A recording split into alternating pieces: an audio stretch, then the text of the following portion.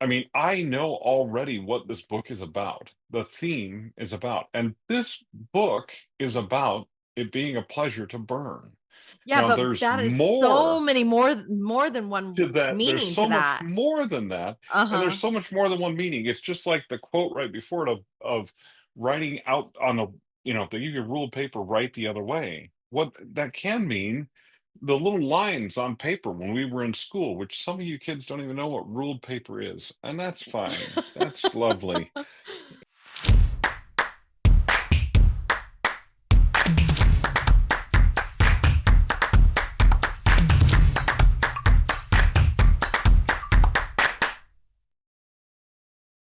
Welcome to Pros Talking Prose.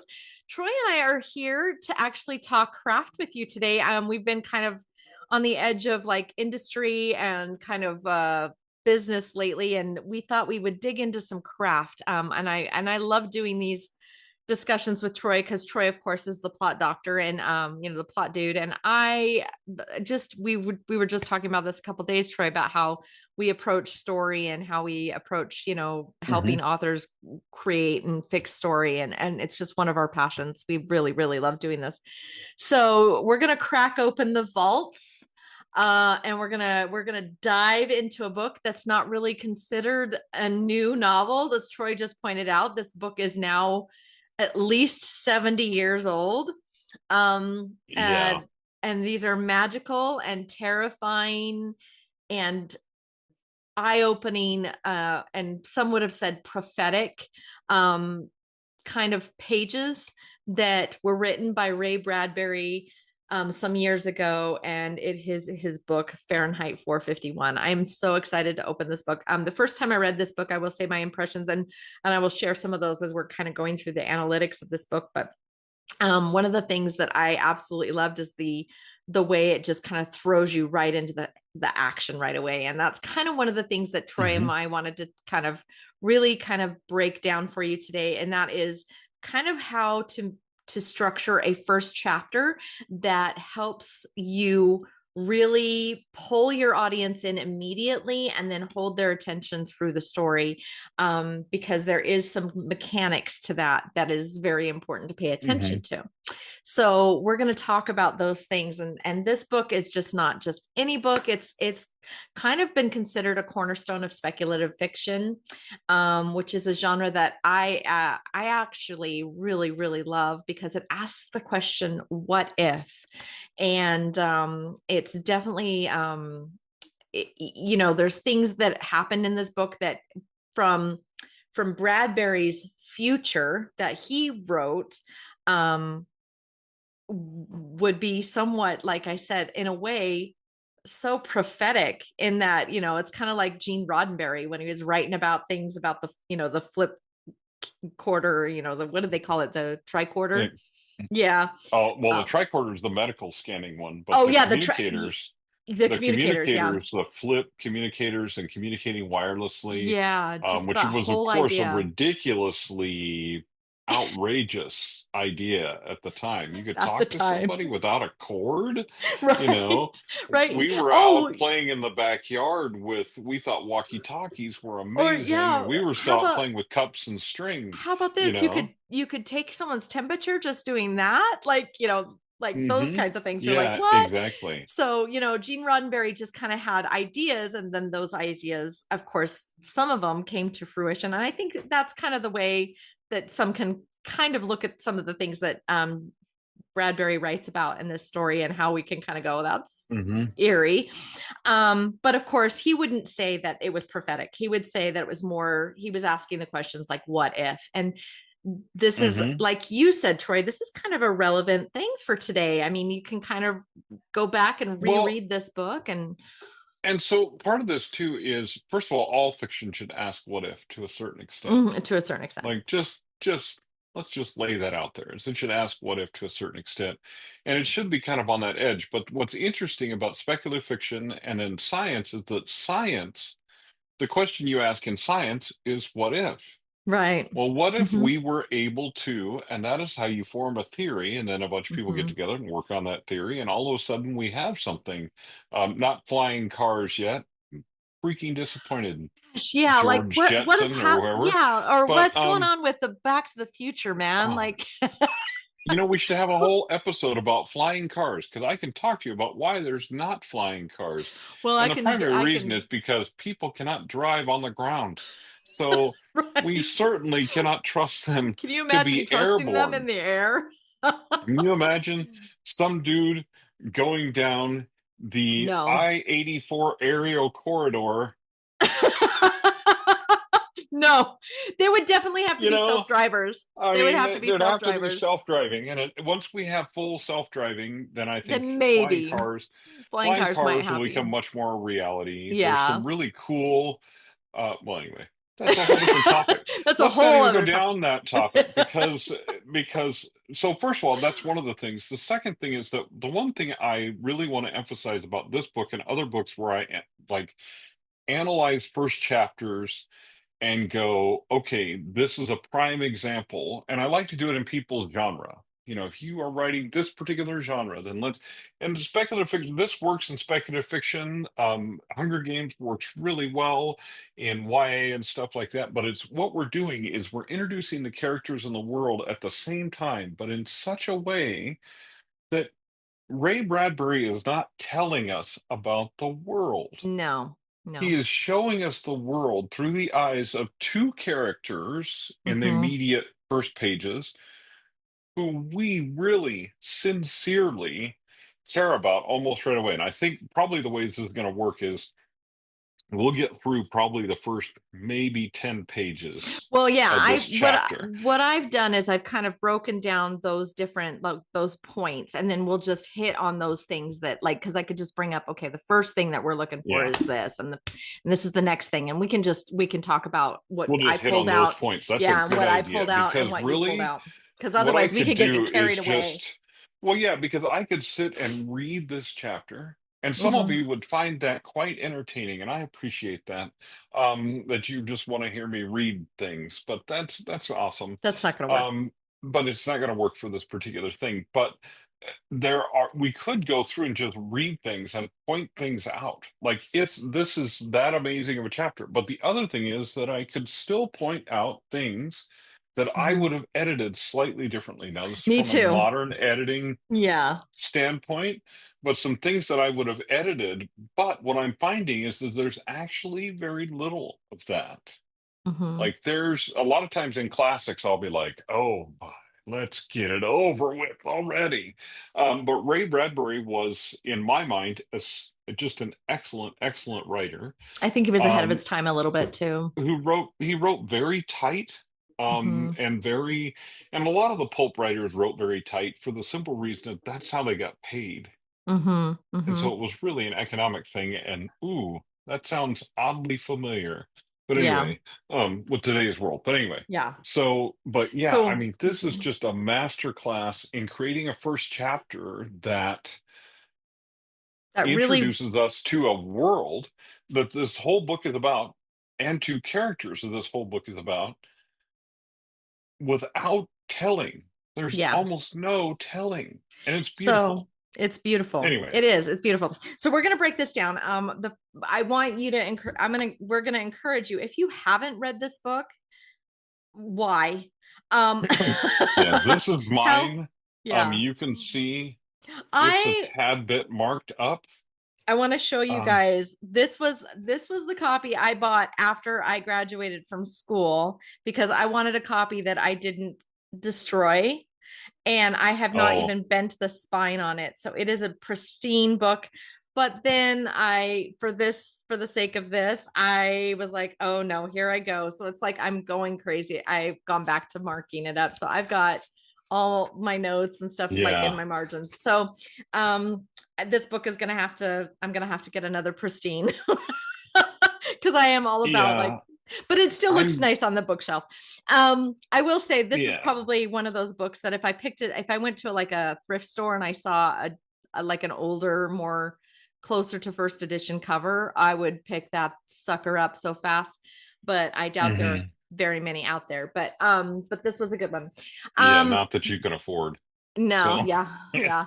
So I will say anyway. this also. There's a nice introduction, and while you said, it didn't age well, there is an introduction in here by Neil Gaiman, and I realize he's a controversial figure at this point because of his exploits in the Shenanigans. yeah, his little demons that he's dealing with. I will say that I did like it. I did like how he goes into the description of speculative fiction a little bit, talks about, Ray Bradbury and how he pushed this out. And there was one quote in here that I completely agree with. Um and I'm going to read just two little parts of this Hmm. just because I want people to understand this. An author's opinions of what a story is about are always valid and are always true. But an Hmm. author is a creature of her time or his time, and even she cannot see or he cannot see everything that her book or his book is about. And that's true. And that's, I want you guys to keep that in mind that as we dive deep into this first chapter, that Bradbury probably, when he was writing this, wasn't thinking that we were going to dig in like we are, because he probably just like you and I have talked about instincts, he probably just instinctually wrote this out and didn't actually sit down and say, okay, well, there's this chart that I have, and I need to make sure that I'm following the chart. Right. Um, Well, because yeah, a lot of the advice that I'm going to give today, and that I give on often on a regular basis, and I just talked about this on another podcast the other day, but a lot of that advice is based on what I do in revisions. right, Drafting is a very instinctual human telling the story process, right. right? It's messy, it's ugly. I just finished the edits of a short that's coming out. It's actually coming out this week called Just Here for the Alibi, right? Oh I yeah, just yeah, finished the edits, but the first draft was kind of ugly because the first part of it, I was really telling myself part of the story that the reader didn't really need to know. And so, like, probably it clocks in at like 11,000 words or something like that. And probably the first 3,000 words of the first draft you're never going to see them, right, right? They don't belong in there. And other words that were put in there throughout were like, okay, when you're going through the revisions, I'm like, okay, so this is the actual conclusion we came to. I was aiming for this point. I got close, but I hit this point over here. So there's things that I thought in the beginning would be perfect. They fit yeah, with the story. When you're going through revisions and you're having other people read it, they go, that doesn't belong. And you go, you are absolutely right. That does not belong. right, Right. So just that's one part of it. So a lot of this is for revision. So Bradbury, like this went through a process before it became a book. And Bradbury wrote a horrible first draft because that's what oh, we I'm do. sure he did. The other thing is one of my favorite things is the quote that's just before this chapter starts. If they Oh give yeah, you ruled paper, write the right other the other way. way. I love that And too. it's a double meaning to ruled paper. Mhm. And coming from the background that I come from, which some of you know about, like I was definitely writing against the rules and reading against the rules from a relatively young age where I had figured out these rules are not working for me, right? And not working for who I am. So that is one of the things that I like about this book is from the beginning, it's outside the rules. Right. Um, Not outside the rules of writing, but outside the rules of the time of what to write. What And to write. And speculative then, fiction yeah, has often done that, and as right, well as noir and pulp and things like that, have stepped outside of that norm. And we see it now with, some of the steamy romance categories that to some people may seem odd, but I'm like, actually, all it is writing outside of the lines of that ruled paper. So anyway, right. Yeah. Bradbury did an awesome job of that. One of The my purpose, favorite authors, yeah, hands anyway. down, really a fabulous author. Another way to look at this is, the purpose of an epigraph in a book is typically to help a reader kind of understand what the theme might be. And we'll talk about how he makes that manifested in that first little bit here. We'll talk about where he kind of Mhm. starts to lay the foundation for that theme. But that is something that you need to keep in mind is that in that first chapter, you should be laying down the groundwork or the foundation for your theme of your book. So Oh, absolutely. pay attention to that as you're kind of Absolutely. like listening to us break this down, but we'll get to that point. So the first thing, let's talk about the first thing that should be an element in grabbing your audience's attention, and that's that killer first line. So Hmm. the killer first line in this book is just always going to be one of my favorites. Go ahead, Troy, read it in your voice. Well, yeah, I mean, I'm going to go past the first line because the first line is, it is a pleasure to burn. Yeah. And it says so How, much. Like what? Like it makes you go, what? yeah, how What? much more attention grabbing can you be? I mean, almost every first line from books that I really truly love, first line of The Dark Tower, Yeah. uh, the man in black fled across the desert, and Yeah. you know what I mean, and the gunslinger followed. I mean, I know already what this book is about. The theme is about, and this book is about it being a pleasure to burn. Yeah, Now, but there's that is so more many more than one to that. There's meaning to so much that. more than that, and there's Uh-huh. so much more than one meaning. It's just like the quote right before it of writing out on a, if they give you a ruled paper, write the other way. What that can mean, the little lines on paper when we were in school, which some of you kids don't even know what ruled paper is, and that's fine. That's lovely. It's anyway. But you know what I mean? Like when he starts out with it, it was a pleasure to burn. Now, notice something, you writers out there. Is that sentence in active verse or in active voice? N- no. No, it's a passive voice sentence. Does it feel like passive voice?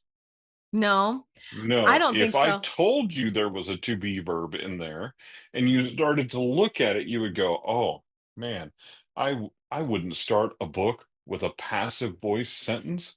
Not only Yeah, you that, would. not Yeah, only you that, would.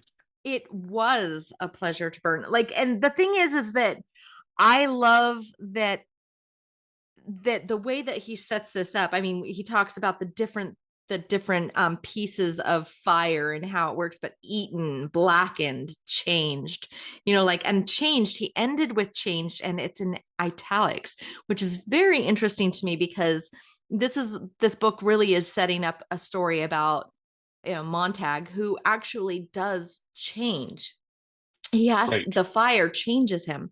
And so he's got some amazing metaphors that he sets up Yeah, in here, but but the go ahead. fire changes him, but I don't want to give anything away, but what Yeah. really changes him is relationship, Well, but yeah, but it which, starts, it is a fire that actually he ignited inside of himself right, to get that change going. exactly. So it's really kind of But interesting because he's going against he's breaking rules. Montag is breaking rules when well, he's yes. In changing. this first part, the first paragraph, I call Montag's joy because we Yes. talk about Well, or what what his what happens perceived is we joy, talk about is perceived joy. his perceived joy. This is the thing that Hmm. he thinks makes him happy Right. until only a few pages in, It's not even a few pages. I a think it's, girl comes to him and says, "Are you happy?" As part, we'll get to that part of the conversation. yeah, we'll get to But that. this one, I love this part of, it was a pleasure to burn. It was a special pleasure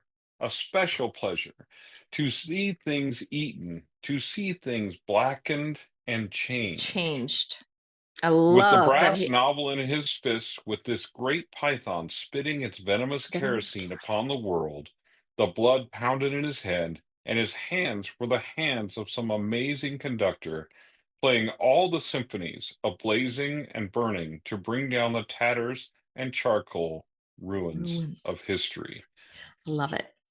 So It, one of the things that he does is yeah. he does not waste any time.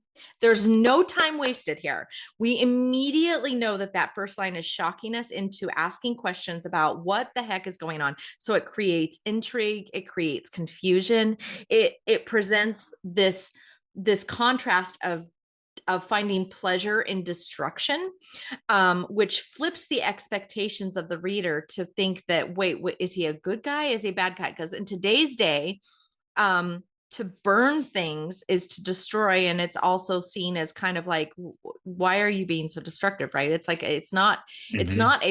it's not a good thing to be a pyro, right? Like most of us are like, you freaking Well, pyro. yeah.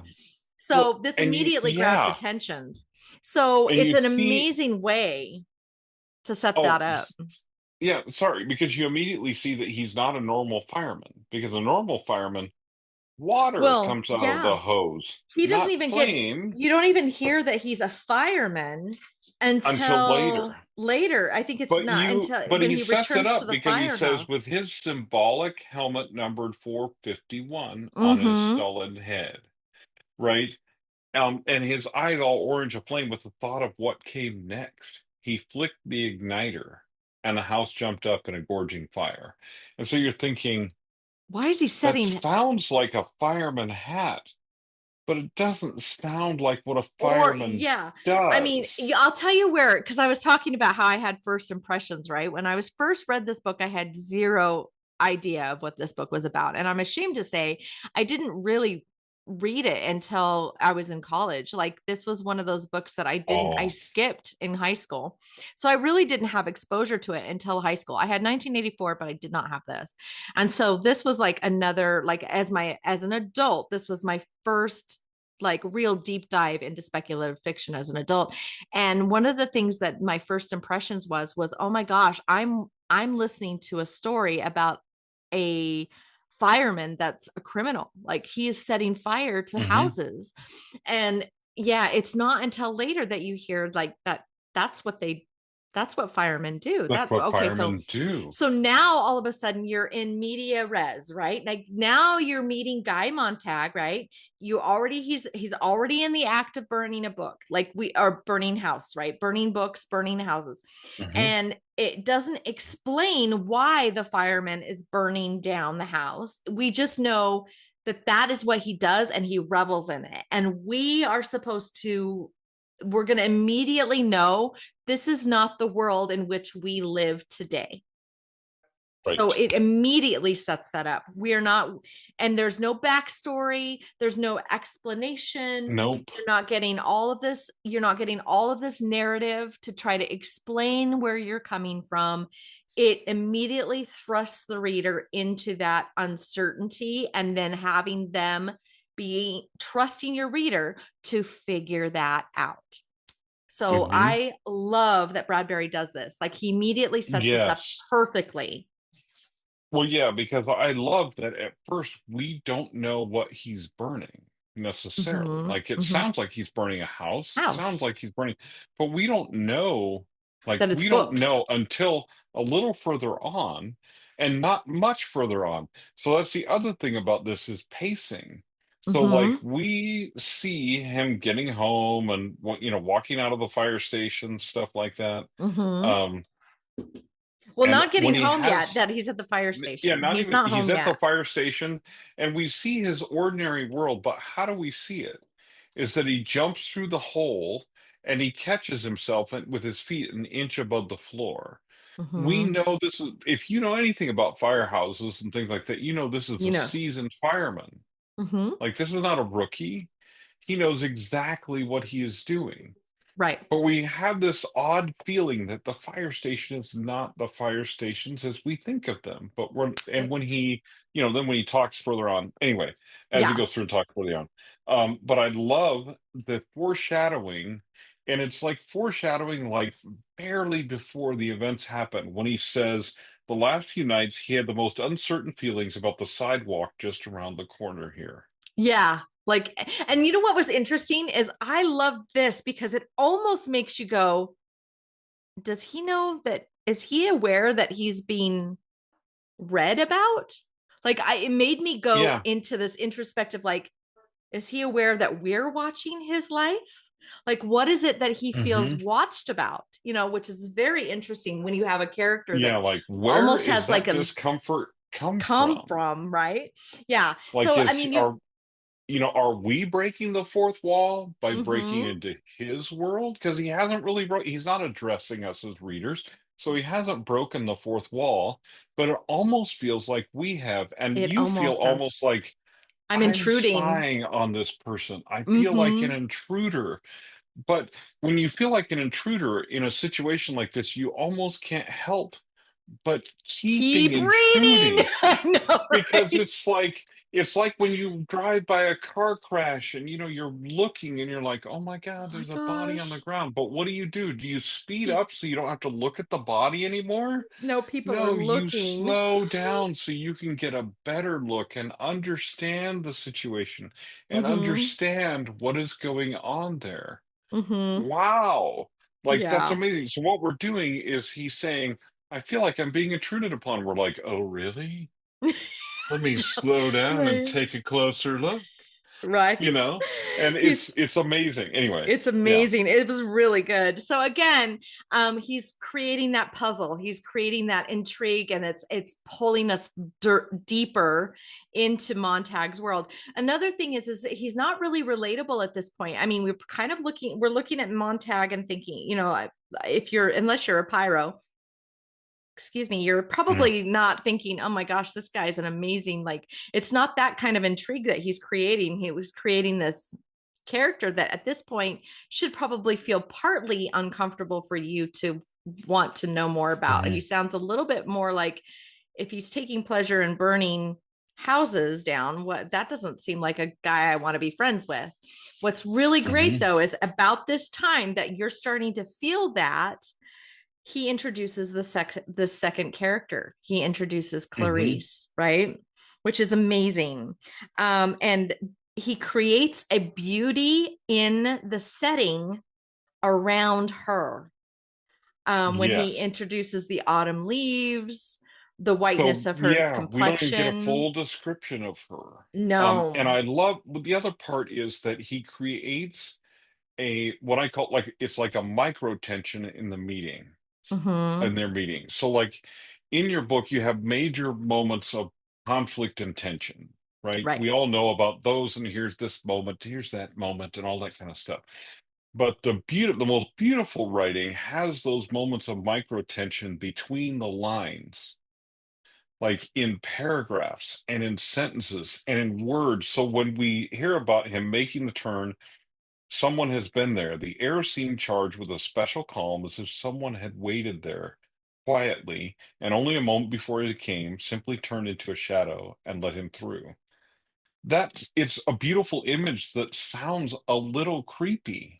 And but also it's creepy only because he has set up such a chaotic protagonist, and he's meeting this calm, this Hmm. peaceful, calm, very clear. She's very comfortable in her skin, very Hmm. comfortable with being different, and I love that. But before we dig into their juxtaposition and the mirroring that's Yep. happening here, let's talk first about like what he's done so far. So first he created that intriguing first line.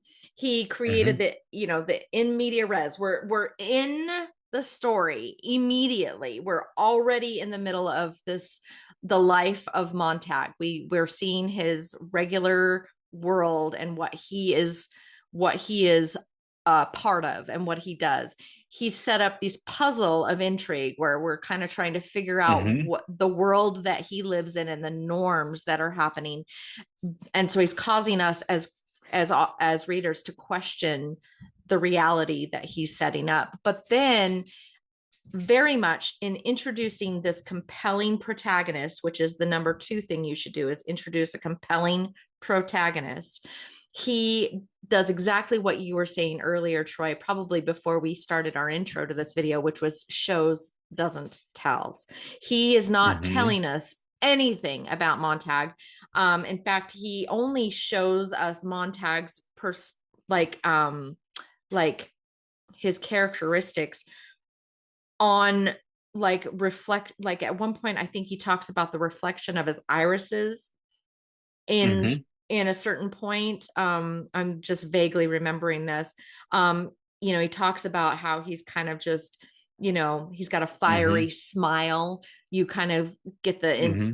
in When we get there, and that's part of the contrast with yeah. this beautiful young lady. But The one thing I also want to point out is that his ordinary world is far from ordinary. Right, So when we exactly. talk about the ordinary world at the beginning of books, and I often talk about this, especially if you're writing thriller detective thing, it can be the detective solving his last case. This is not the case that this book is going to be about, but it is the detective solving his last case. Right. In fact, one of Vincent's books, Vincent Vandry, I'm writing with, I'm just reading one of his books, and it's in the introduction to this particular Chase Baker adventure is the end of the last adventure. And it's a very quickly successful one, but it has action, Mm, it has adventure. It tells you a lot about who Chase Baker is as a person before we roll into the new one. But he doesn't do it with Chase Baker sitting in the museum, sipping a cup of coffee, waiting for his next assignment. That is not how he's introduced, right? Because we want to introduce the ordinary world, but for an action hero like that, the ordinary world is not sitting entering. That is unusual. That is right. outside the ordinary. For this man, encountering calm as he comes around a corner is out of the ordinary because he's seen that his ordinary world is fiery chaos. Right. And that's That is normal. far And from love an ordinary world, but it's and or yeah. normal for him. Yeah. That's really important when you're introducing your characters, is introduce their ordinary world, not the ordinary world. Big difference just in terminology, theirs versus the, but it makes a Hmm. huge difference in the way the book turns out and is perceived. What's So anyway. awesome about this too is we all immediately see, like, we know that he's a fireman. We establish what he does, but what's awesome too is Bradbury already sets up his immediate want, right? Which is that he wants to do his job. He loves his job. He Mm-hmm. he he actually takes joy, like you said, it's Montag's joy is to see things destroyed, right? And he feels like he's doing a good job. It's a reputable good job. We learn this a little bit later on, but this is he's not a disreputable human. He's actually considered one of the, he's a good guy. Um, Mm-hmm. but what's amazing about introducing Clarice within 2 pages of the beginning of the story, probably like, yeah, a page and a half, we immediately see his internal conflict, but it's an internal conflict he didn't know he even had. Mm-hmm. So it's what's beautiful about this is like we're seeing these cracks in Montag's happiness very early. And so when he introduces Clarice, we're seeing that immediate crack when she asks, "Are you happy?" And the whole time he's setting Montag up with that he's happy. Like it's a Mm-hmm. pleasure to burn. He's happy. He's watching Mm-hmm. things destroyed. But that immediately just takes Montag out of happy, and he realized, Mm-hmm. and then you see some amazing additional conflict. Mm-hmm. But he has set up a very um I guess bravado inside of Montag, and he's now taken it away with this little girl who's what, 17, 16, 17 years old. 17, she Yeah, says. Yes, she says. 17 and crazy. The And two of those crazy. always go together. Yeah. I just texted that to my daughters, all of them. Anyway, uh, That's such a great, it's a great line. So anyway, so the next thing that you're supposed to do in a first chapter, so we've got Bradbury who first line, compelling first line, introduce an amazing character, and then we're supposed to establish the world, right? Establish the world and its problems. So let's talk about how he does that, Troy. What are some things out of man. this chapter that you loved and that you picked out of that actually help set this stuff up? And there's a lot. So one of the things that happens almost immediately, okay, almost immediately, as soon as he meets this girl, he says, "Of course," he said, "you're our new neighbor, aren't you? And you must be." She raised her eyes from his professional symbols. Yeah. The A fireman. fireman. Her Mm-hmm. voice trailed off. Why does her voice trail off? He says, "How oddly you say that." She said, I'd have known it with my eyes shut." He says, "What, the smell of kerosene? My wife Oh, always complains." He laughed. "You never wash it off completely." No, you don't, she says in awe.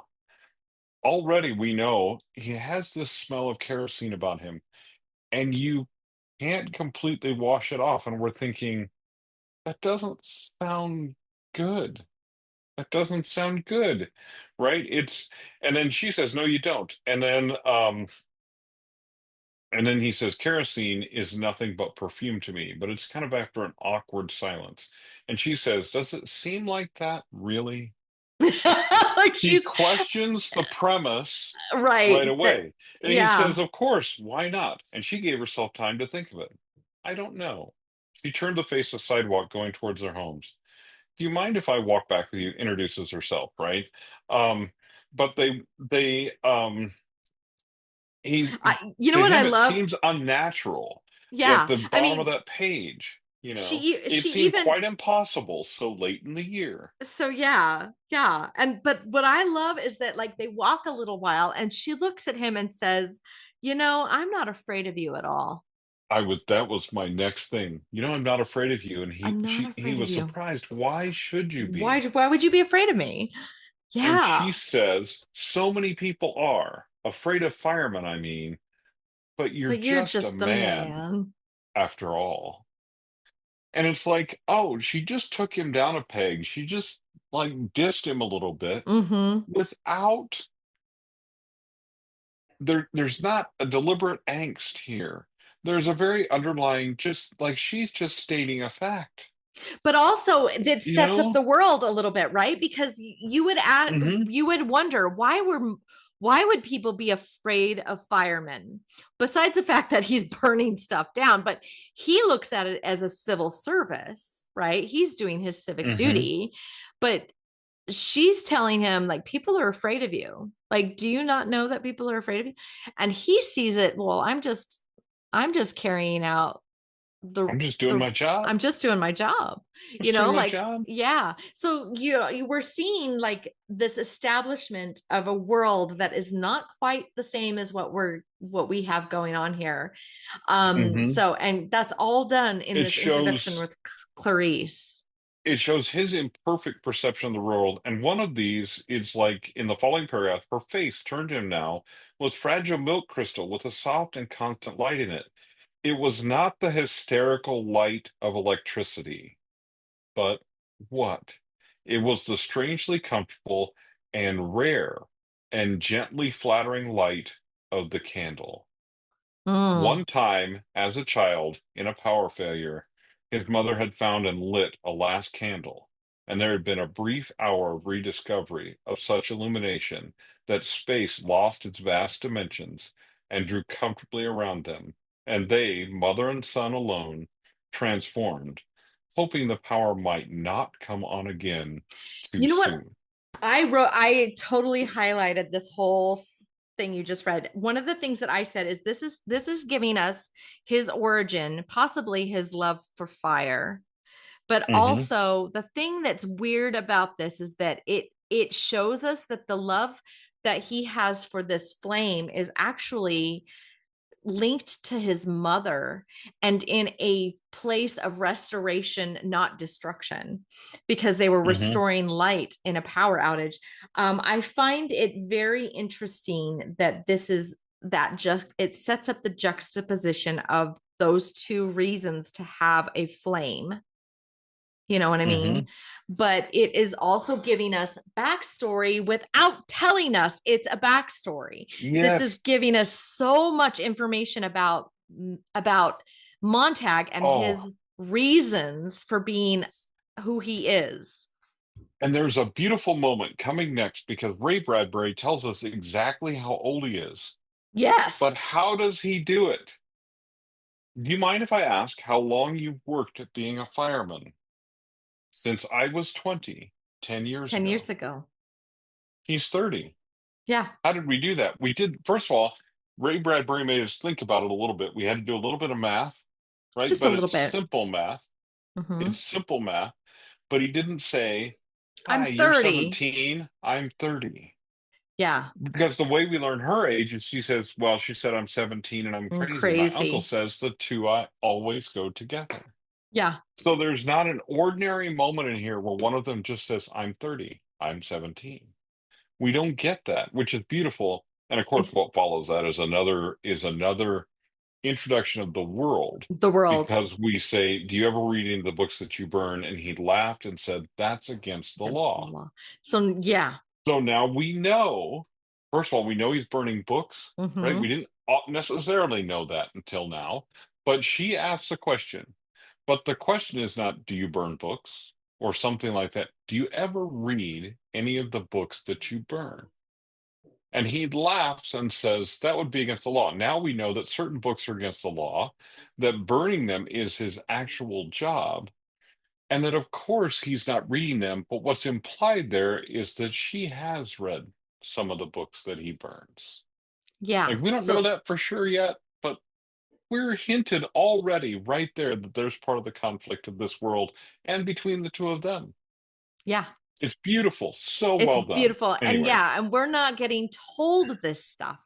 And that's the thing that's gonna set you apart from rookie writers is when you can take and describe the world that you are setting up by creating these wonderful dialogues between your characters that are not so obvious.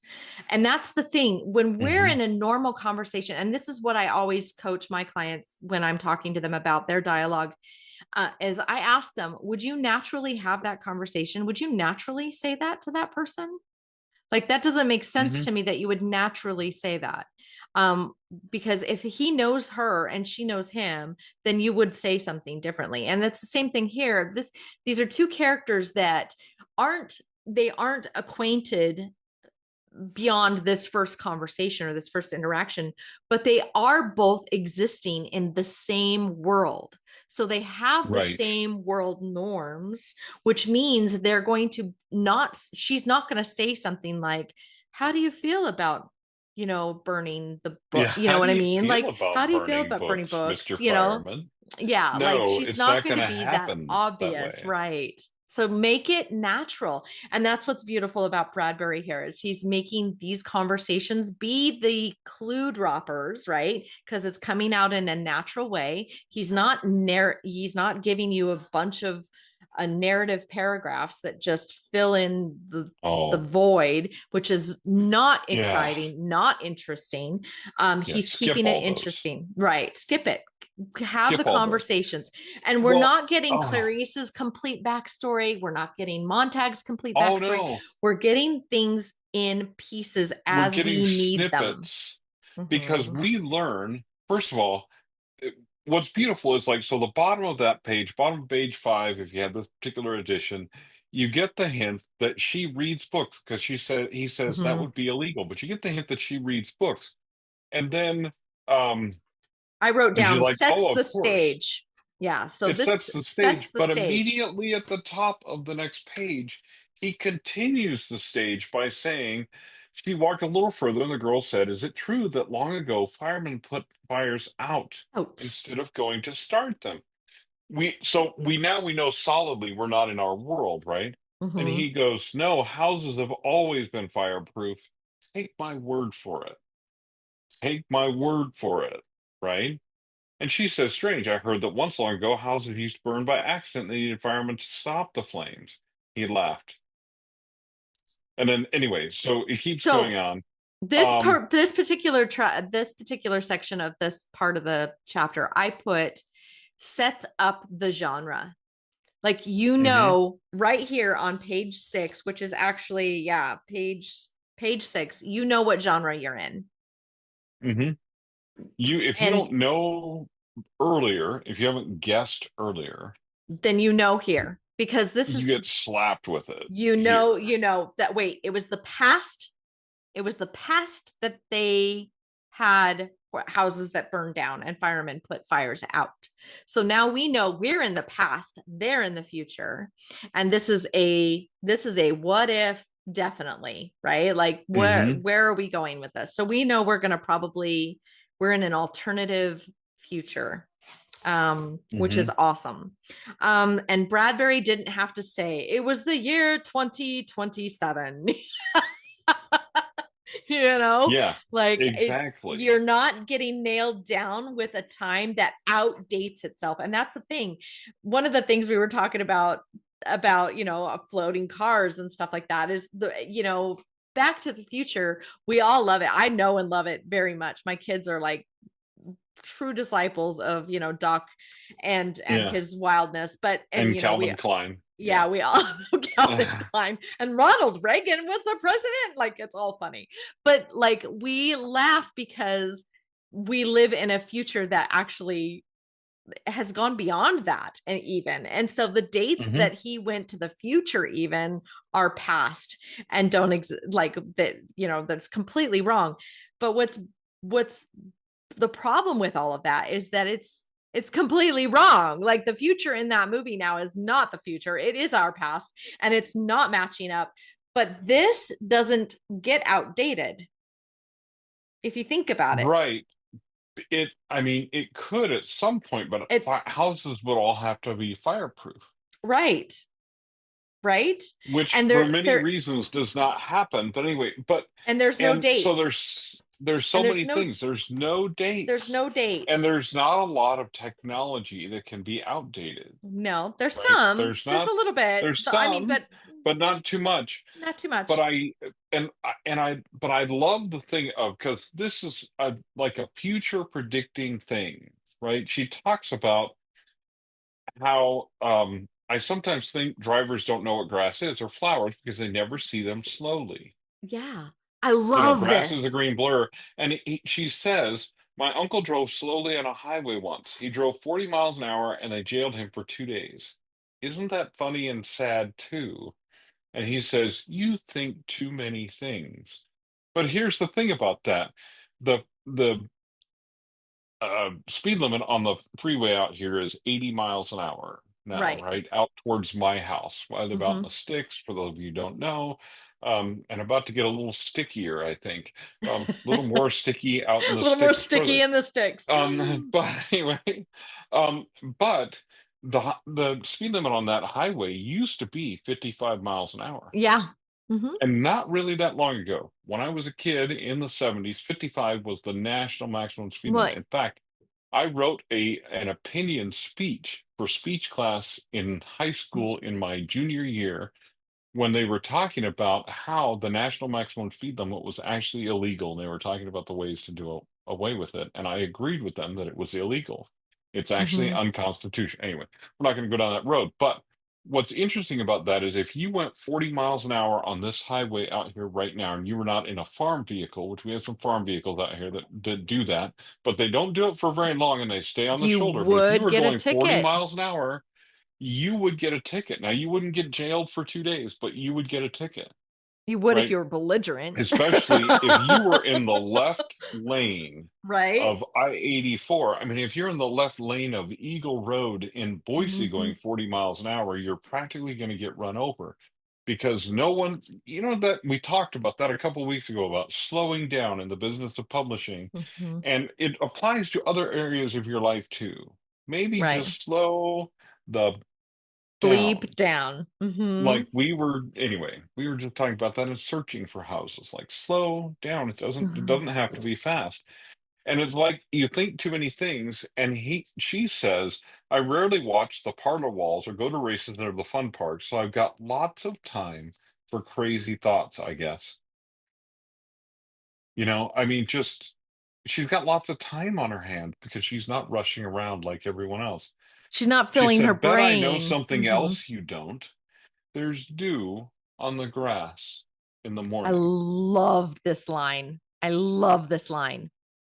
And he suddenly couldn't remember if he had known this or not, and it made him quite irritable.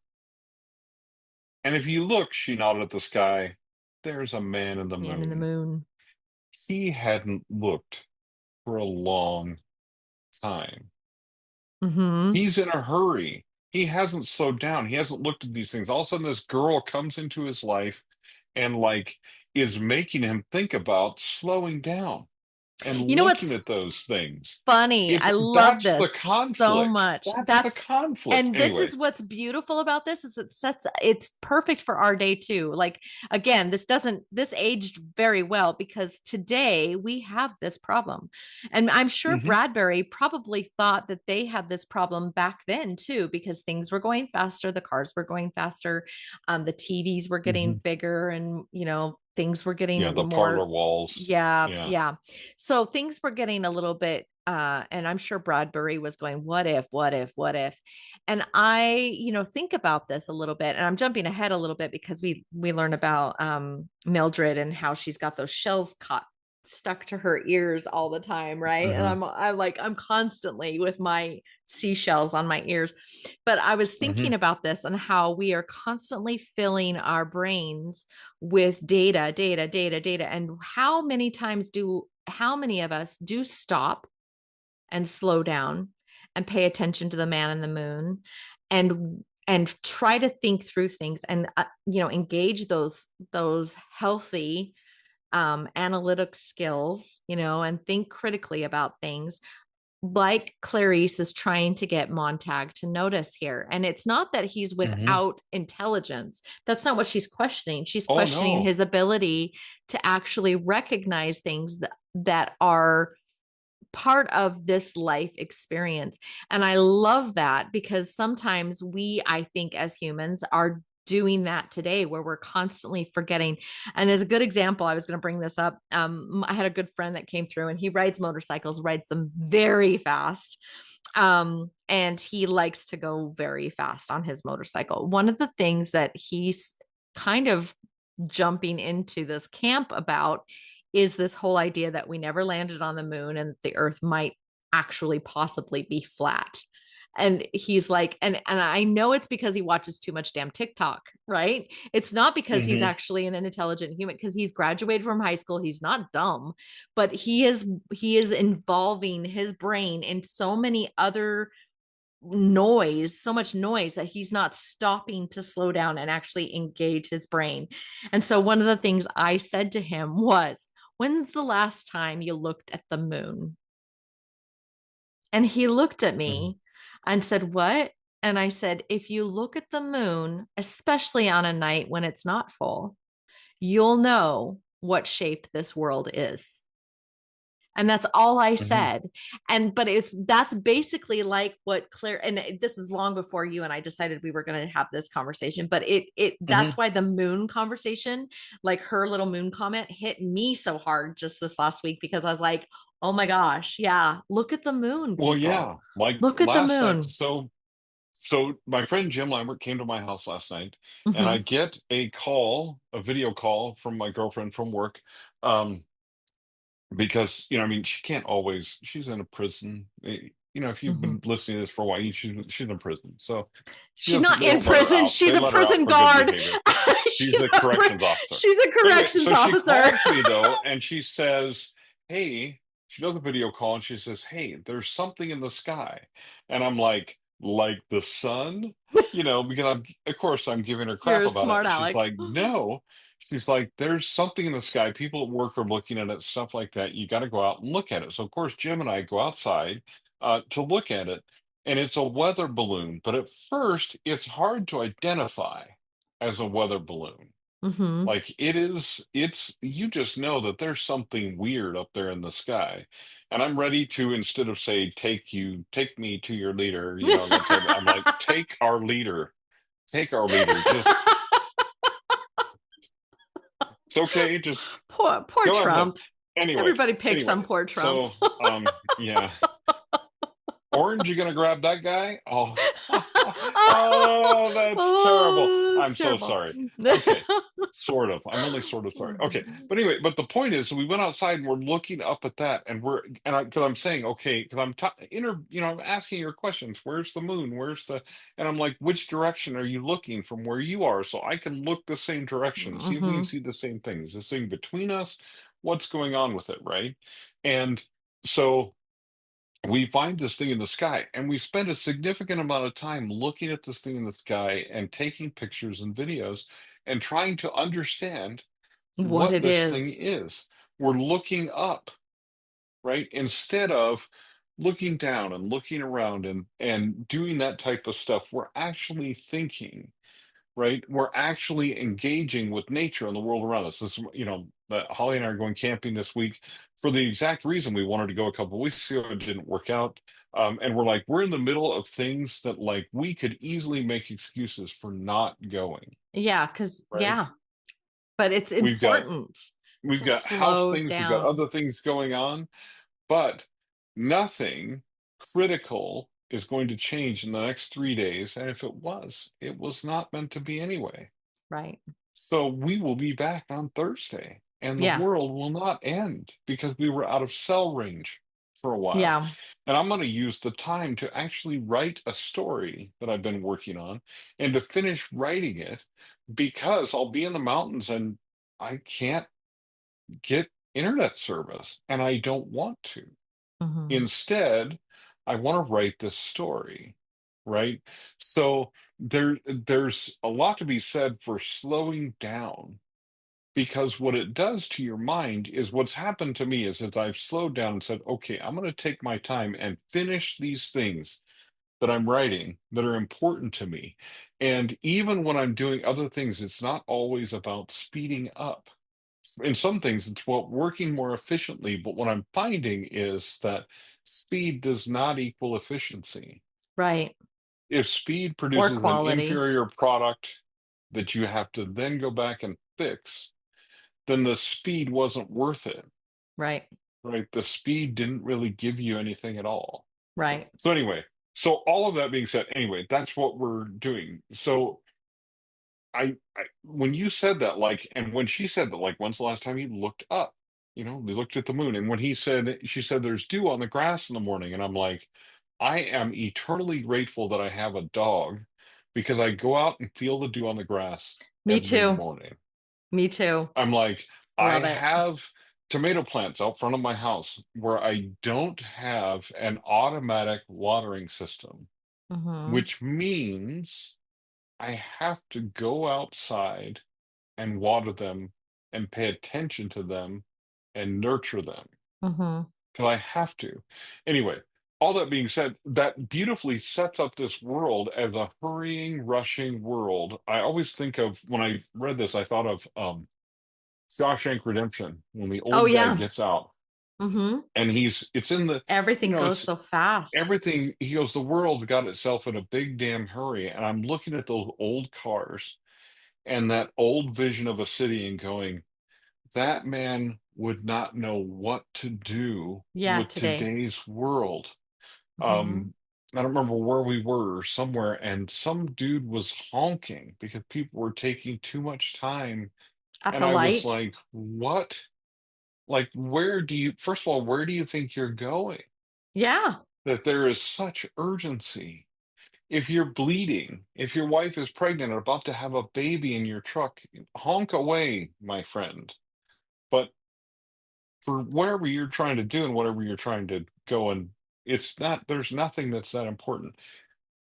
Anyway, so I love how we're setting this world up as not only a world where books are illegal and all this type of thing, the knowledge really is But illegal, people aren't but slowing down. people aren't slowing down. They're in such a hurry that they've made the billboards 200 feet long so that people can see Can them see because they them. have to stretch out the message. I mean, just what an amazing picture. Um, Hmm. and I love one So other thing before we move on to the next thing is I love his word choice. When they reached her house, all its lights were what? on. Blazing, Yeah. blazing. It ties it back to fire without Hmm. saying anything about fire. Without fire. But it sets the Without tone. trying to stretch for it, it Mhm. sets a tone of they were blazing. Anyway, all I right, love it. go ahead. So So sorry. she, they talk, he asks, what do you guys do? We're talking, right? That it's just a very good. We don't watch the parlor walls. So you know that there's something going on.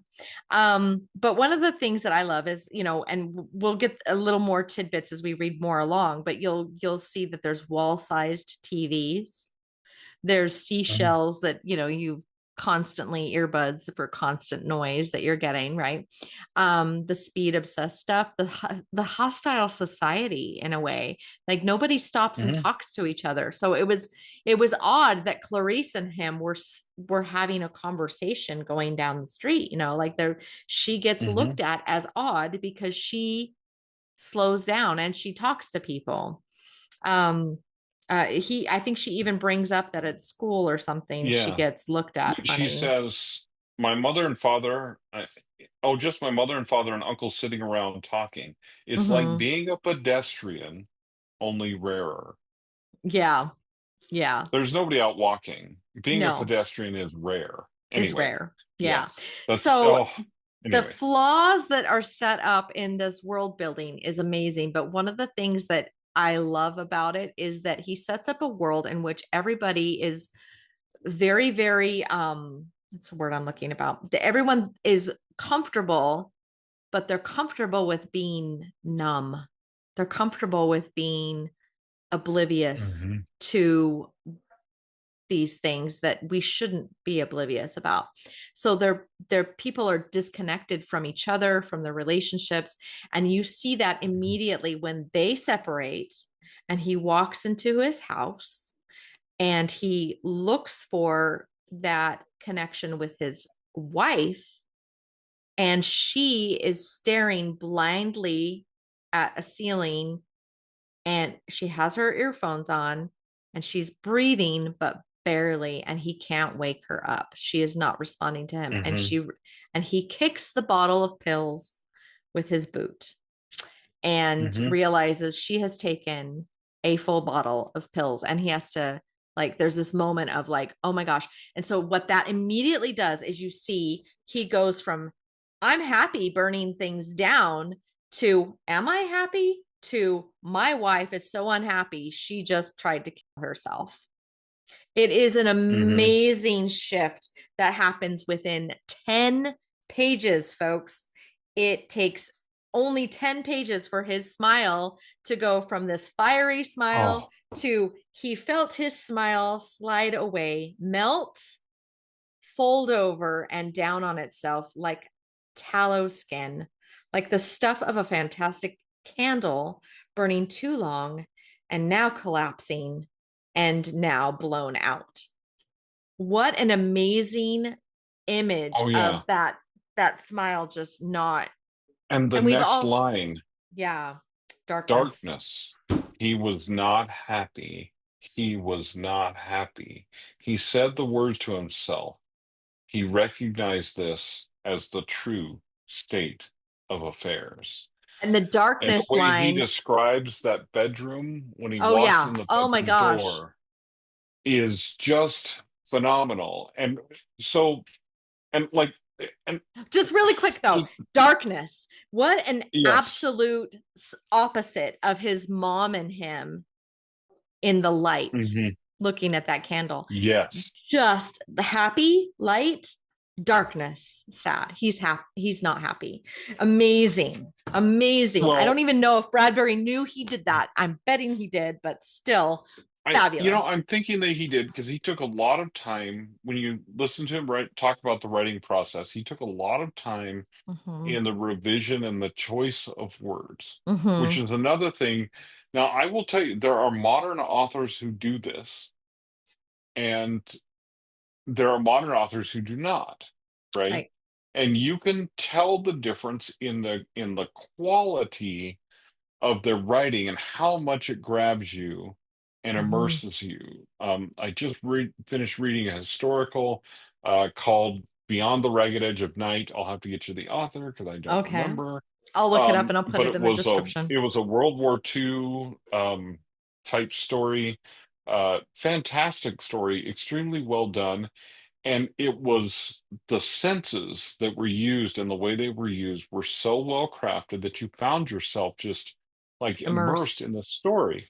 Now, you don't have to do all of this to immerse a reader in their story, but don't think that Ray Bradbury is some genius that we're holding up on some pedestal No. and that modern writers cannot achieve this. You This is very absolutely can Very achieve achievable. this. Hmm. This is all about just word choice and selection and being careful. When you're going back and doing self-revision, it's not just about checking for grammar and punctuation and commas and continuity. It's checking for how your language makes someone feel. Because Hmm. here's the thing, you create certain types of stories, and certain types of stories will, generally speaking, if they're done well and have certain characters involved, they will elicit a certain feeling from your audience. And that Hmm. is actually fairly scientifically predictable. What's not predictable scientifically is the depth of that emotion that you make your readers feel. Right. One example is the movie Doubt, which is a horribly depressing movie, but the last line of the movie, where the nun says, if you haven't seen it, don't worry, but it says, but I have such doubts, so many doubts. And that's a restating of the theme that starts at the very beginning, but the tone of those two sentences, the exact same words, is so different from the start Mm, of the book to the finish because there's been such a transformation that you as a reader feel like suddenly you have doubts. mm. Like you cannot Interesting. walk away from that book or that movie without having doubts about what happened in the movie and the events that happened there. You don't know. You're so uncomfortable when you get done with the movie, which is exactly what the author wants you to feel. But the depth of that is totally related to the words used and the way they are They're used. delivered. So Hmm. when we as editors, there are sometimes when we can make your story only so good, right? Hmm. Because we cannot choose the words for you as much as we would like to sometimes, Yeah, and right? there are editors out there that will try to do that for you, but a lot of times they remove your voice and they're removing the Hmm. actual your POV, your perspective, your lens, and that is Hmm. something that we should probably talk about a little bit later in another time. But Right. it's very dangerous when you have an editor that does that. Right. Um, I will reorder your words or give you suggestions to eliminate passive voice, but I generally will not tell you I'm not going to write some flowery paragraph when you've written two sentences to replace your words. The reason is I might be able to, but then it's no longer your story. And right, we should talk about that at some point because there's a fine line between editing and rewriting. right.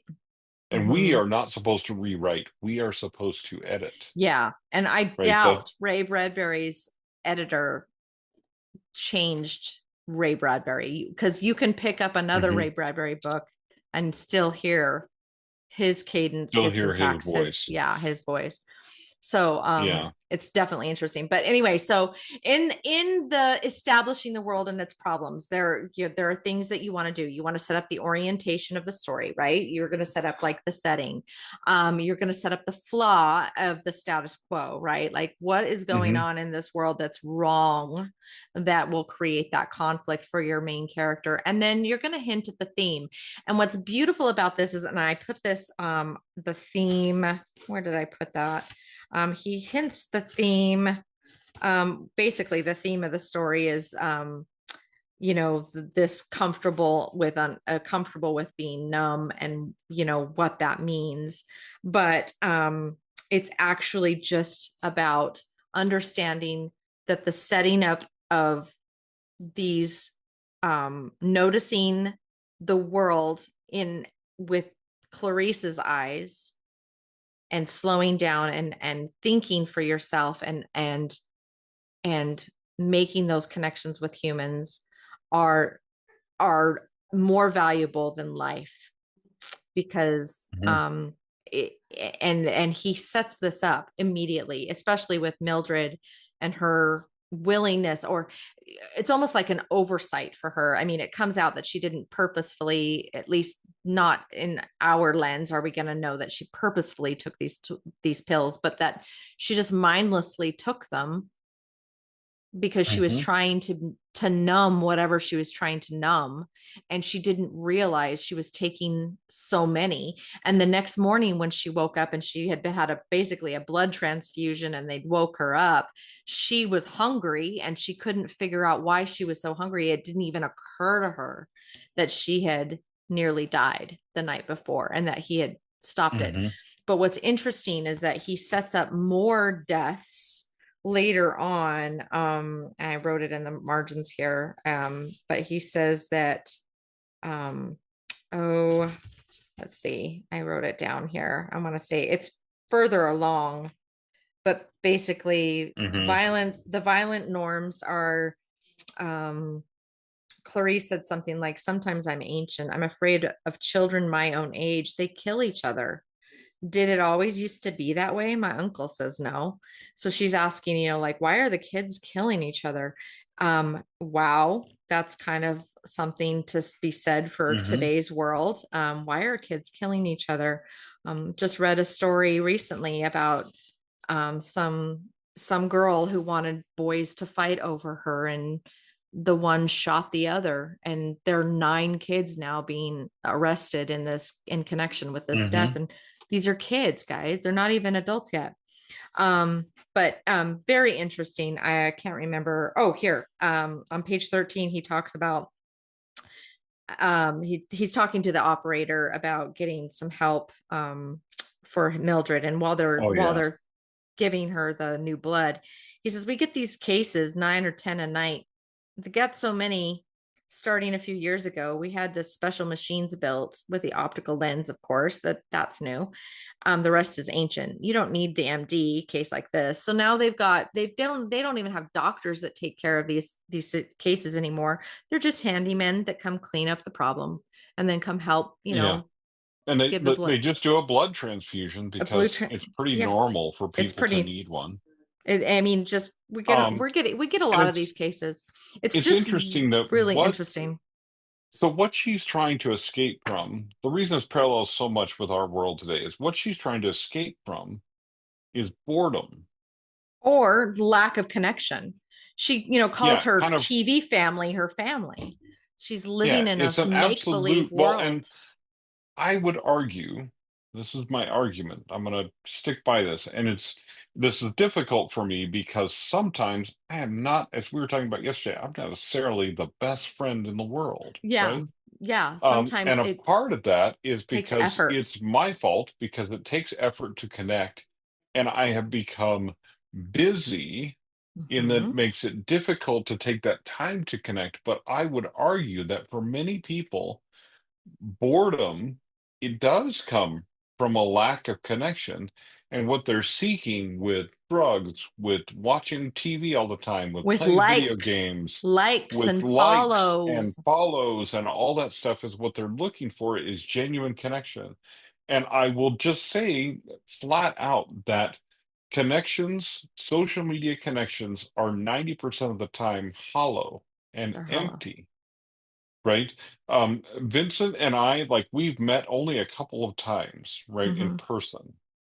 Like, but we have a friendship and a connection that's based on doing things together, Hmm. communicating and spending time together, right? Those are things that make up a relationship, Right. right? And I think we have become confused, and it's illustrated by this book, is become confused about what relationships are about. Hmm. And I think the reason people have some marriages that are just so empty and hollow is they don't actually connect with each other. Hmm. They're both raising kids together, so they've got all these tasks that they're doing, but they're not even necessarily doing them together. And their kids leave the house, they wonder why they don't know each other and don't like each other anymore. Well, the reason is you really don't You haven't talk. taken You the don't time. spend time Yeah. together. You don't do Hmm. that type of thing.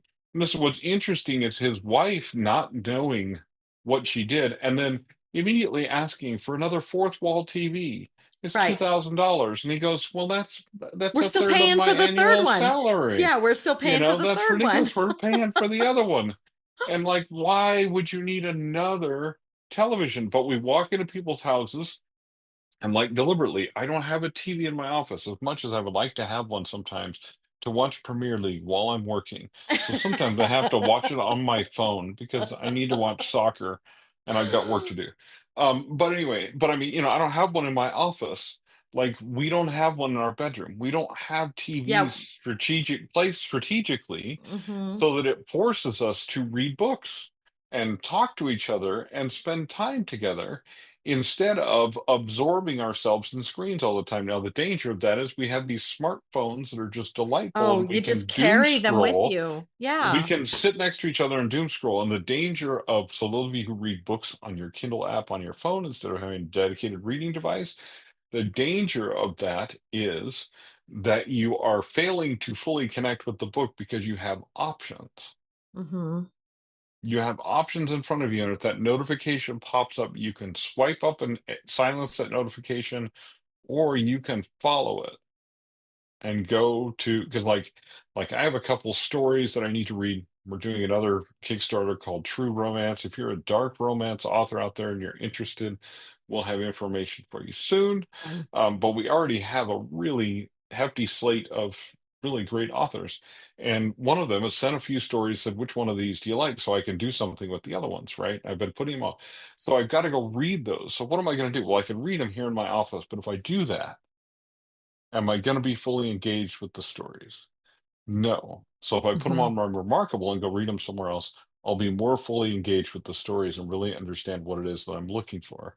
And the entire reason for that is that I want to take myself away from that, you know what I mean? From being so Hmm. absorbed in the work part of things that I don't actually, anyway. So, Yeah. There's um, some brain science behind that, but yeah, definitely. So yeah. So okay, so what we've got, I'm going to remind everybody, we've got a killer yep, first line. We've introduced our compelling protagonist. We've now established the world and its problems, which are many, and we haven't even really touched on all of them. You guys should read the book. And then the last thing I want to talk about, what that first chapter should do, is it should drive the story forward. It needs to make sure hmm that it keeps the reader reading. So you're going to drop the first domino, or you're going to create that inciting incident, right? And the first domino that drops in this story is that Montague meets Clarice. She's thinking about things differently, right? They walk slowly, ask questions, they observe nature. She talks about the dew. And then her gentle little rebellion of, we stay up and talk all night. We don't watch TV. What it does is it chips away at Montag's regular world, right? It makes him question hmm his own life, his own world. And then it's almost like he goes into the house looking for that same connection that he just had with Clarice. Like he wants to have that now. And he goes looking for it in his wife, and she is not willing to give it to him. And there is our basically, like, what is he going to do now? Like, that's the first hmm domino, right? That like sets up this major conflict now that Montag's not happy. He's going to want to find happiness. And that may cause him, like, we can now guess that this might lead to him reading a book, asking questions he shouldn't ask, being a pedestrian, hmm breaking those rules, right? Like, now we can kind of go, oh my gosh, what is he going to do now?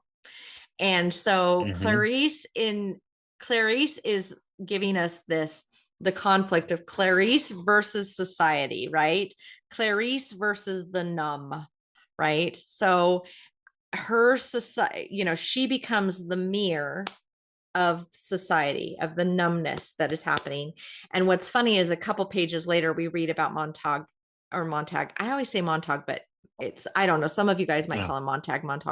He goes outside, and at one point, he's smoking a cigarette, and he can hear the conversation between the uncle and, like he can overhear a little bit of that conversation in his neighbor's house.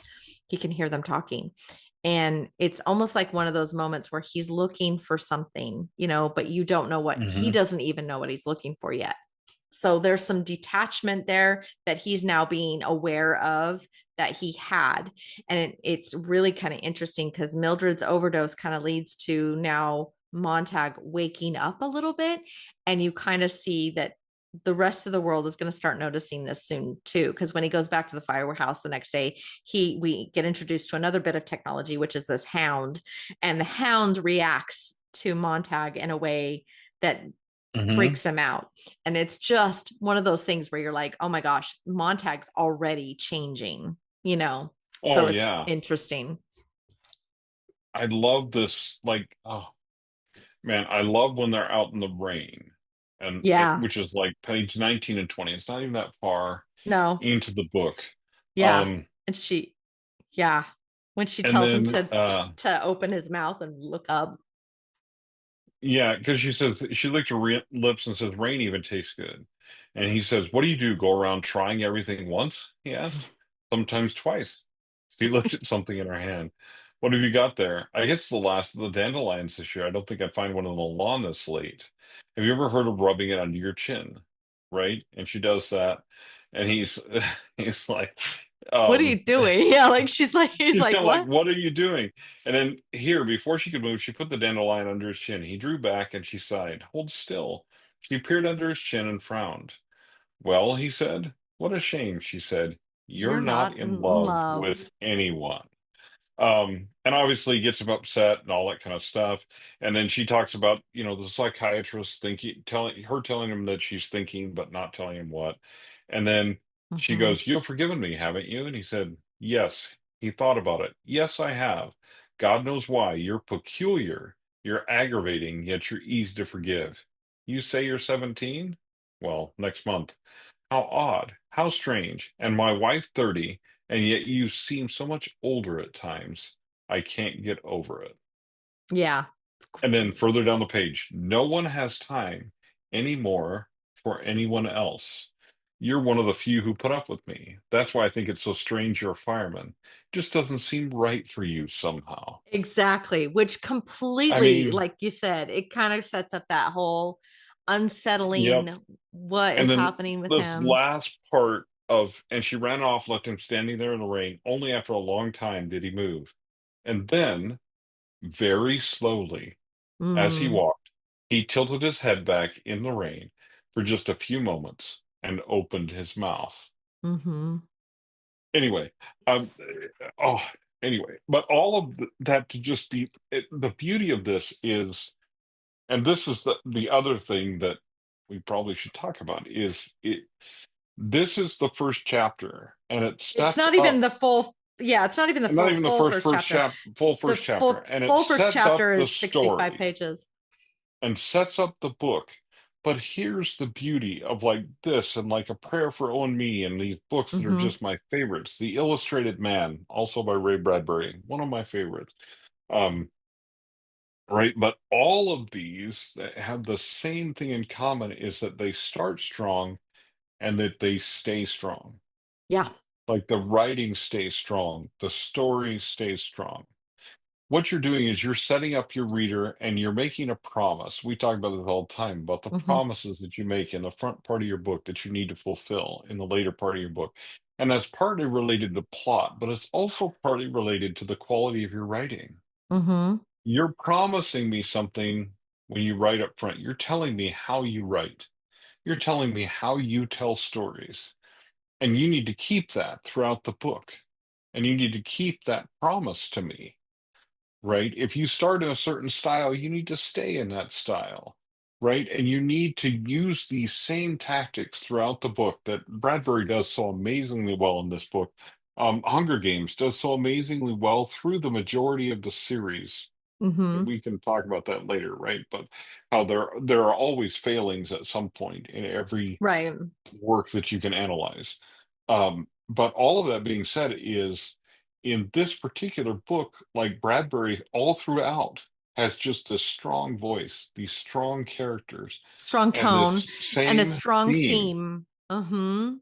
same theme that he sticks with that theme. One of the things I'll tell you is if it doesn't bounce off, like I'm going through this with a nonfiction book with one of Mm-hmm. our clients right now, right? And the primary thing is there's a third, what Lisa Cron calls the third rail, right? There's a Right. theme that's running through your story and or through your nonfiction book or whatever it is that you're writing, and you need to be hitting off that theme and that third rail all the All time. the time. And it's A really, interesting if you put this into like a mind map or something like that, and you analyze the themes that you're talking about, you can very quickly see where you go off the rails, yeah. So right? one of the things that I love to recommend is that one, I well, first let me point out that like Troy's pointed out here is like he's strong throughout. But one of the things you're doing is you need to make sure because of today's writing, the modern reader, you need to make sure that you're doing this within probably the first 10 to 15 pages. And you really Hmm. should have the the intro to the protagonist and even establishing some of the world, but most of all, that puzzle of intrigue needs to be inserted within the first 2 pages. And if you don't have it there, if you don't have that reason, then very quickly you're going to have a reader that is going to just don't have time Hmm. next. And I'll like I'm going to use it again is that lark whatever book that I talked about a couple weeks ago. It was horrendous because I got 5, 6 pages in, and I still didn't know what the flop she was talking about.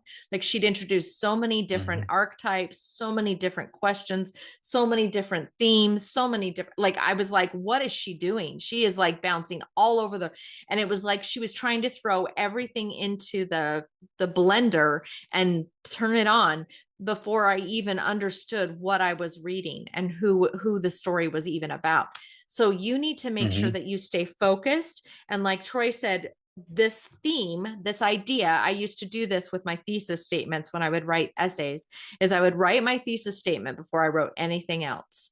I knew what my Hmm. thesis statement was going to be. And then while I wrote my essay, I had my thesis statement pinned to my computer on a post-it note somewhere where I saw it. And every paragraph I wrote, I then questioned, did it point to the thesis? Did it point to the thesis? And, while you're crafting in fiction, it's a little bit different, but nonfiction, you better be doing this. You better be But asking yourself, but there's nuance to it.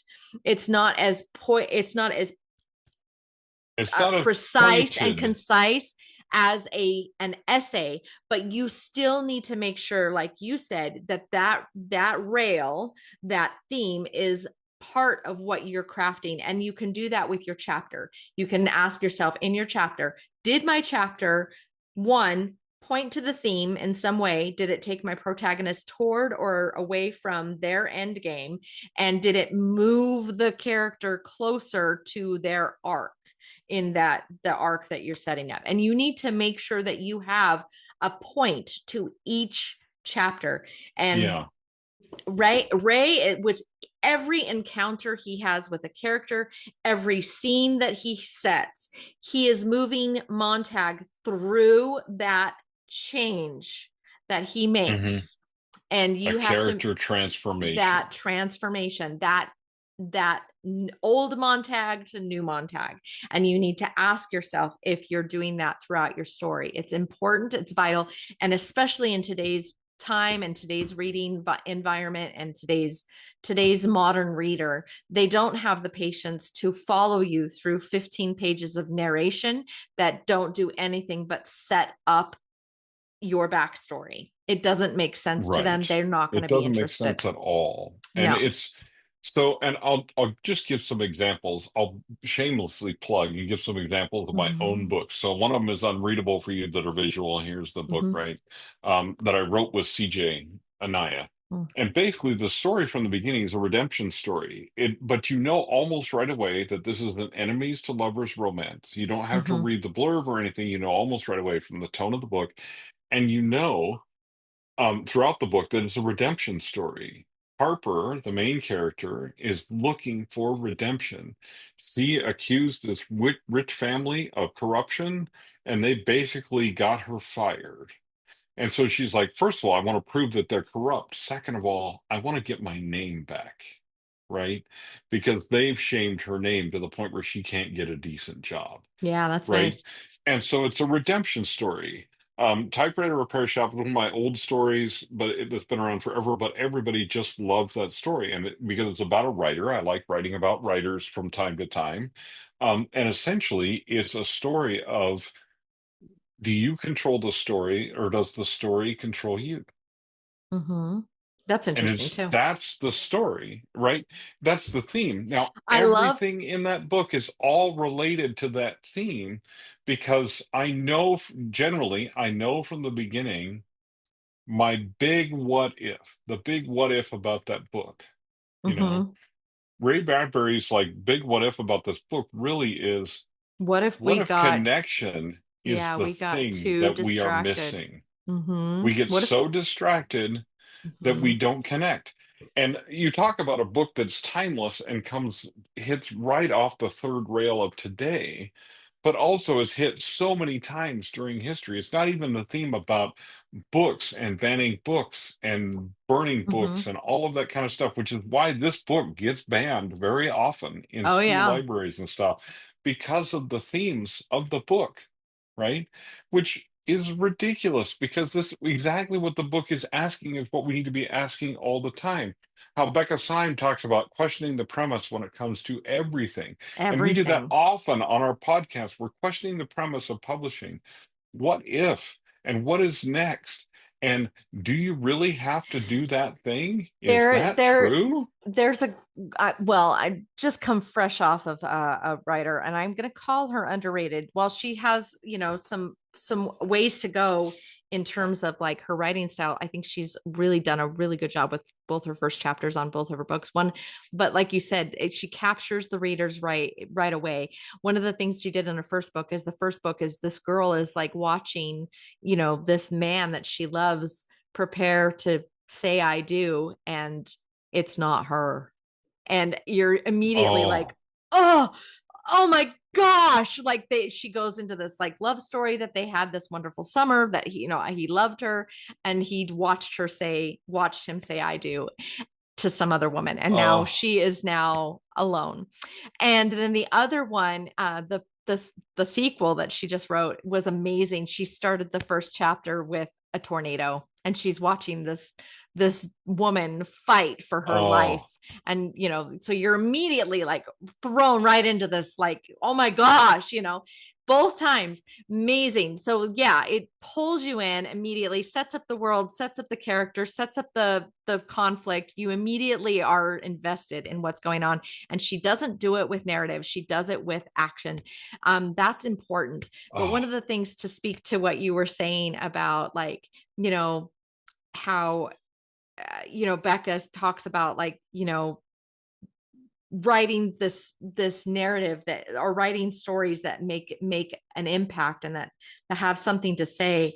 I think that that's one thing that a lot of authors do, is they come up with an idea, and then they tend to think, well, I've got this great idea, and they want to explain everything that they've created everything in they've that come up with, world. everything and they've created. and you don't have to do that. And it's important for you, as the omniscient God in your world that you're creating, because that's what you are, right? As the Hmm. author, you are omniscience. You are the alpha and omega in that world.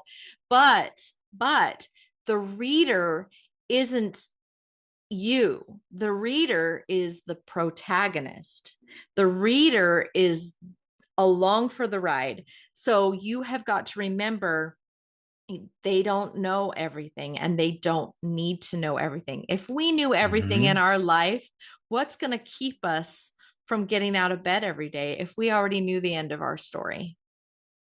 Right. We have we Exactly. Our own Well, world is the unknown. yeah, the premise of, like, if you came across a book that told the story of your life, would you read all the way to Would the you read end? it? Would you read it? Would And you how read many all the way to the end? And how many of you have gone to the movie Oh. recently and watched a movie trailer and thought, well, I already know what that movie's about. I don't want to watch it because it's too Hmm. much information. So, Yeah. I mean, really, it's really about going on the discovery with the characters. So keep that in mind when you're writing these first chapters as well, but very, very focused. I'll have a worksheet that goes along with this so you guys can like kind of see the outline of this and how this all comes together when you're crafting a first chapter. But I hope this was helpful for everybody. I hope that you got a lot out of Oh, this. If you yeah. haven't read this book, seriously, wake up, slow down, and read a book. This Oh book is man, yeah, if you're gonna amazing. read one, oh my goodness. When is Just banned books month? I mean, honestly, I have a whole shelf of books that are banned that I love. I mean, and one time I did a video some years ago where I talked about all the banned books because it was at the time that they banned the Lorax again or something like that. oh And I everybody yeah. was angry with Dr. Seuss, so they were banning all Dr. Seuss's books for whatever, for the zoo book or whatever. So I went back through all my banned books and I pulled them out and I had a stack of them here on my desk and I was going through how awesome some of these books are, and you would be surprised.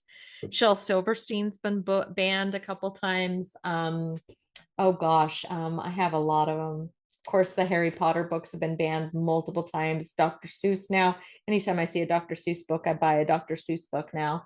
Um, Harper Lee, she's been banned. Hmm. Um, oh gosh, The Giver, Lois Lowry, she was banned. Um, you know, just these are good books, guys. It's not that it has to be your cup of tea. The beautiful thing about reading books that are good books and learning from these writers and the way they write and why they're so awesome, but you don't have to like them. You don't have to read them. Oh yeah. If you don't like it, don't read it.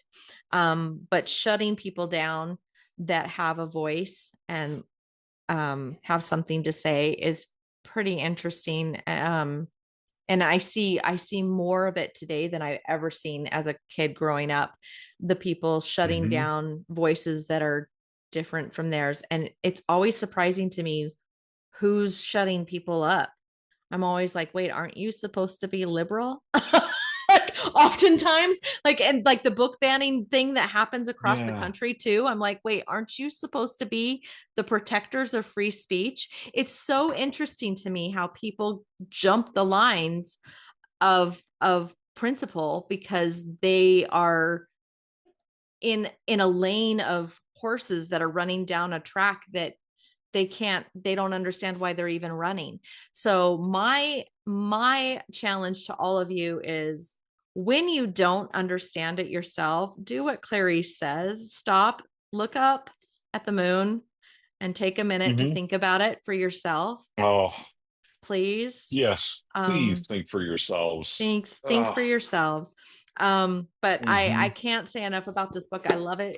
It's near and dear to my heart. I think like Troy, I think I'm Oh, gonna have and to read the whole can I thing all over say again. can I say one thing Yeah, before we end that yeah. just has been on my mind a lot lately, and I'm probably going to do a whole series of videos on this, but here's the thing. Writing is thinking and feeling. Hmm. Thinking and feeling is not watching someone else's opinion on a YouTube video and getting angry. Oh yeah, stop with the rage. Okay, Stop that with the is not thinking or feeling. That is absorbing and yeah. reacting. To think, you must be quiet. Hmm. You must stop listening to other people's voices and get in touch with who you are. Because here's the thing I think is that many people, the first connection that they lose is the one with the person that they are and that they want to Hmm. be. Hmm. That's the I first agree. connection that you lose. The next connection you lose is with other people, and usually you lose that because you've lost the connection with yourself, whether we are different politically or not. This client that I'm working with, this nonfiction client that I'm working with, like, I do not agree with him 100% in his in Political. some of the things Yeah. in And his let's just say his religious beliefs and some of his political right. beliefs. However, It does not matter because the man is brilliant. He has been doing what he's been doing for years, and he has some absolutely fantastic ideas. Would I have said them in a different way? Yes. But one of the points that he makes, and that I talked to him about just the other day, is that if let's say I had his beliefs and I read another book, I have to filter those beliefs through my belief system because the book still has good stuff in it, Mhm. right? So I need to filter that stuff, but I need to look at the good in that. So, first of all, you need to look at the fact that other people have good intentions most of Mhm. the time. They are not sociopaths and criminals most of the time, and they have good intentions. Where it turns bad is where you turn toward against kindness and caring about someone else and seeing their point of view and empathizing and towards hate. And sometimes what that involves is stepping back and thinking. Don't look at the YouTube video, don't look at the social media post, don't look at that, but step back and think about what is that really talking about? Right. Should we be kind to people or not? Right. And if you disagree that we should be kind to people, then maybe I don't want you in my circle anyway. But you Right. know what I mean? Like, and kindness can take on different forms. It doesn't mean you're a pushover. It doesn't mean you're weak. No. But anyway, all that different stuff. But what I'm saying is, we as a society generally, and this is one thing that Fahrenheit 451 and a lot of other books like it that get banned a lot, is the thing is they make you stop and think of things from a different perspective. And to do that, you need silence. You need to step away. You need to watch less TV. You need to spend less time on the internet. You need to spend more time with yourself, knowing yourself, and being able to think and feel. And that's what's going to make you a better writer. You know what's That's what's interesting? going to make you a better human. I didn't But think anyway, about it uh, until you were just saying that. But where the position of our ears, we take in twice as much as what we give out, right? Like, I mean, if you think mhm, about it, anatomically, we've got two ears, one mouth. So I've heard lots of people say that, so you listen more than you speak. But the interesting thing is that our ears are positioned between, on the opposite sides of our brain. Our brain is in our head, right? And our brain is who we are, right? So, like mhm. Troy said, if you want to think about this in a very literal sense, you're taking in information and then you're supposed to process it to help you become who you are and decide who you are and what you stand for. And that is way before you speak, and before you have input. Or before you provide input or you provide output, I should say. But so it's about input, it's about process before output. And I think that this is very important in the way we process things and the way we actually go through life. We should really become a people of listening, before we think that, the go-to emotion right now is outrage, right? Everybody's outraged. Mhm. And really, before you turn to outrage, really it's important to think about what you are, what that means for you. I was recently listening to somebody who said something, and this is very much part of this theme, but Bradbury's theme, but she said something to the effect of like, um before you become outraged, determine why it is you are outraged. A lot of times people become outraged for something, and you hear a lot of it on these political debates and stuff, and when you ask them why do you feel that way, they really can't pinpoint it. It's just they're mad Mhm. because everybody else is mad. Well, why is everybody else mad? Unless you have a reason to be mad yourself, why are you mad? So stop being Mhm. so mad and think about it. Like, so I love this book. I love all books like this. I mean, 1984 was just as, pointed in how it like makes you think about your life and what you're doing and why why are you listening to the political diatribes? What are you trying to actually process here? Why are you thinking and doing the way you're thinking and doing? But even books like Alice in Wonderland will do that. There are Mhm. books out there that will make you think about who you are and why you do what you do. And it's really important. So while you're writing your own stories, this, full circle here, while you're writing your own stories, recognize that within your story, that what you're trying to do is you're trying to give somebody a perspective to help them think about themselves and be introspective. Hmm. And that's what Montag does for all of us. We all have to look at Montag and go, oh my gosh, what part of him is me? What am I becoming numb to? Am I Mildred? Am I Clarice? Who am I in this Hmm. story? Am I the fire station chief who later, challenges Montag? Who am I in this story? Ask yourself that. And that's what books are for. They're for us to become better humans. Stop being so enraged. I love it. So, anyway, every good Hmm. chapter, I'm going to say, ends with a cliffhanger. And just like that, I'm going to say, follow us next week for what we're possibly going to talk about. I have no idea what it's going to be at this point, but uh, just I really appreciate all of you guys for sticking with us this long in the video. And again, if you have any questions or you want stuff for us to cover, please throw it at us. We are happy to dive deep into those topics that you might find controversial. We don't shy away from controversy.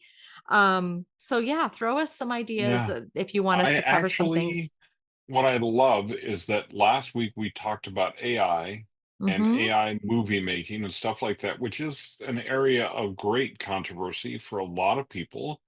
And then this week we talked about Fahrenheit 451 as a book to analyze, the great first chapter of, which Right? is a book that's been frequently banned all over the place.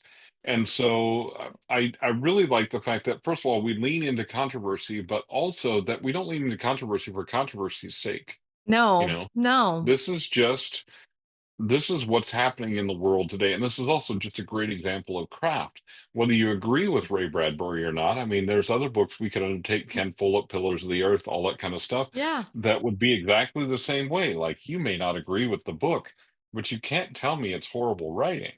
No. So, Yeah. anyway, That's true. yeah, Yeah, that's true. But anyway, well, thanks again, everybody. Join us next week at Pros Talking Prose, and we will talk to you guys next week. Thanks, everyone. bye.